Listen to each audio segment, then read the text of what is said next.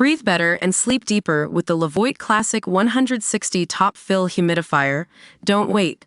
Check out the link in the video description to get your Levoit Top Fill Humidifier on Amazon today and enjoy a healthier, more comfortable home. Welcome to Diet Digest Daily. I'm your host.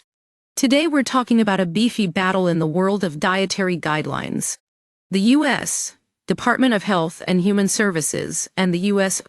Department of Agriculture are under fire from Kentucky's top brass over new recommendations that could have a significant impact on the state's $6 billion beef industry. So, what's behind this dispute? Well, every 5 years, the federal government publishes the dietary guidelines for Americans. This time around, a committee appointed by the Biden-Harris administration suggested that beans, peas, and lentils be listed as the best source of protein.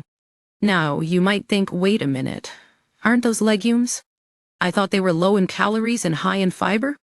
And you're not alone. But here's the thing, these guidelines are supposed to provide the most up-to-date science on healthy eating.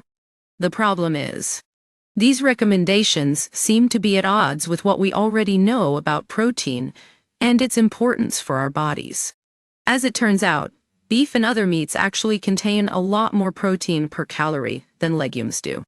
In fact, according to the USDA, beef provides about 22 grams of protein per 3-ounce serving, while beans provide only about 15 grams per 3-ounce serving.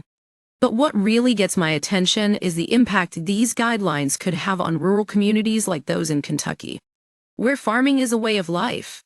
As Agriculture Commissioner Jonathan Schell said in his letter to the U.S. Department of Health and Human Services, the push to reduce red meat consumption ignores both the science of its nutritional benefits and the economic impact on rural communities. He's right. These guidelines seem to be more about politics than public health. Now, I know some of you might be thinking, but isn't it good for me to eat more legumes? And yes, they can certainly be a healthy addition to your diet. But what this tells us is that our dietary guidelines need to be balanced and take into account all the factors at play. We need science-based recommendations that support consumer choice, protect farmers, and recognize the essential role beef plays in a healthy diet. So, there you have it, the latest on the beefy battle over dietary guidelines.